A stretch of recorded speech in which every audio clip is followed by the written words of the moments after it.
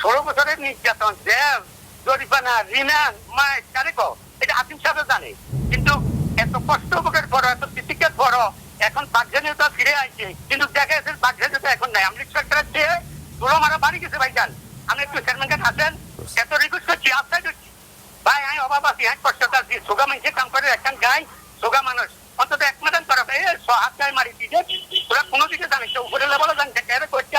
আয় তোকে সমাধি, আয় তোকে নমাজি, আয় তোকে এলাকার লোক আমলিক সরকারে কত জলম করছে, নির্যাতন করছে, এটা তুমি পাচ্ছি। তোরা বুঝে আবার নতুন করি একটা পথে খাবে হাত নেওয়ার ভাই, এত রিকোয়েস্টের ভাই কি করা যাবে ভাইজান আপনি বলেন। আপনারা মাটিটা কার কাটতেছেন? মানে কিভাবে, কি বলছিল আপনাদেরকে?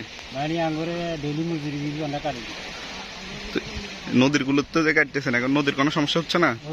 সমস্যা তো অবশ্যই তো হইল, ভাঙি হয়ে যেতেছে আর কাটতে। এই যে নদীর থেকে যে মাটি কাটতেছেন, এখন কি এটার কি ক্ষতি হইতেছে না? কিরকম ক্ষতি হইতেছে? এটা ভাঙি যাবে আর এটা তো এমনি ভাঙি যাইতেছে, এখন যে আপনারা যে মাটি কাটিয়ে এলান, এটা কি আরো ক্ষতি হন না? আরো এখন মাটিটা কার কাটতেছেন আপনারা? মাটিটা কাটতেছি ইব্রাহিম সর্দারের। আপনারা কে ধরাইছিল গায়ে? হ্যাঁ, গাড়ি কে ধরাইছে?